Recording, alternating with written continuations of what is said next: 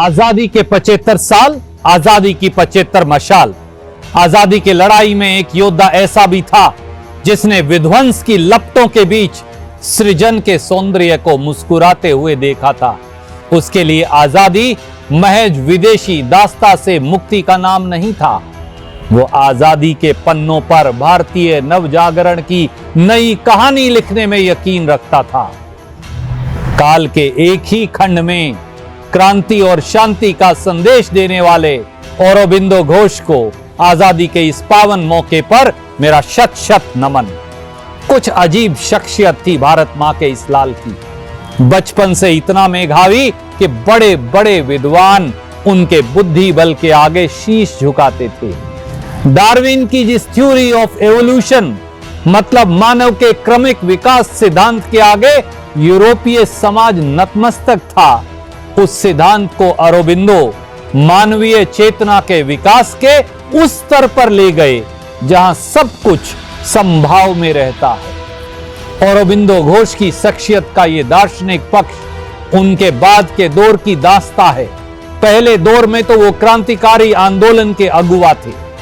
उच्च शिक्षा प्राप्त करके जब वो ब्रिटेन से लौटे तो साल 1902 में कांग्रेस के अहमदाबाद अधिवेशन में उनकी मुलाकात हुई बाल गंगाधर तिलक से। तिलक के विचारों से प्रभावित औरोबिंदो पूरे देश में घूम घूम कर आजादी की अलख जगाने लगे। उनके ओजपूर्ण विचारों और ओजस्वी भाषणों ने युवाओं में हलचल मचा दी और जब साल 1905 में बंगाल का विभाजन हुआ तो युवाओं का एक दल हर हद पार करने के लिए तैयार हो गया। उसी समय औरोबिंदो बंगाल के विख्यात क्रांतिकारी बापा जतिन और जतिन मुखर्जी के संपर्क में आए। भाई बारिन घोष पहले से क्रांतिकारी आंदोलन से जुड़े हुए थे।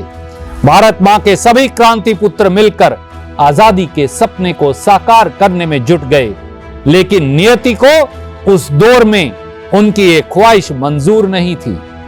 अंग्रेजों ने गुप्त सूचना के आधार पर कोलकाता के माणिकतल्ला में उस बम फैक्ट्री का पता लगा लिया जहां सशस्त्र क्रांति के लिए गोला बारूद तैयार किया जा रहा था।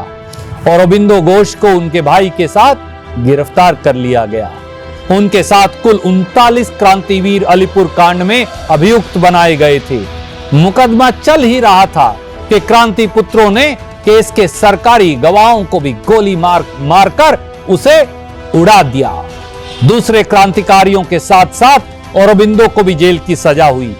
मुकदमे में मशहूर कांग्रेस नेता और वकील चित्रंदन दास जी ने उनकी पैरवाई की और 1 साल बाद अरोबिंदो को जेल की काल कोठरी से मुक्ति मिली। जेल की सजा खत्म होने के बाद औरोबिंदो घोष अध्यात्म की ओर बढ़ चले।